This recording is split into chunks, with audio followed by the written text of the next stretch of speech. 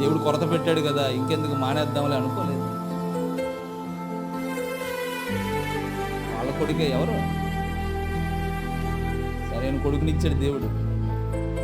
ఏమండి, ఆ కొడుకు ఏం చేశాడంటే తెలుసా, ఈ మానక స్వభావం ఉన్న ఈ తల్లిదండ్రులకు పుట్టిన కొడుకు సృష్టికర్తని దేవుడికి బాప్తిజం ఇచ్చాడు. ఏం లాజిక్ చేశాడు చూడండి దేవుడు. మానక స్వభావం ఉన్న ఈ తల్లిదండ్రులకు ఒక కొడుకునిస్తే ఆ కొడుకు ఆ దేవాది దేవుడికి ఆత్మ సంబంధమైన విషయాలు స్టార్ట్ చేశాడు. ఇంకా ఆయన చనిపోయినంత వరకు ఏం చేయలేదు.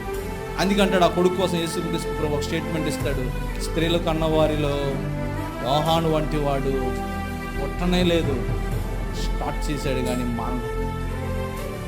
ఎన్ని మానేశావు స్టార్ట్ చేసి.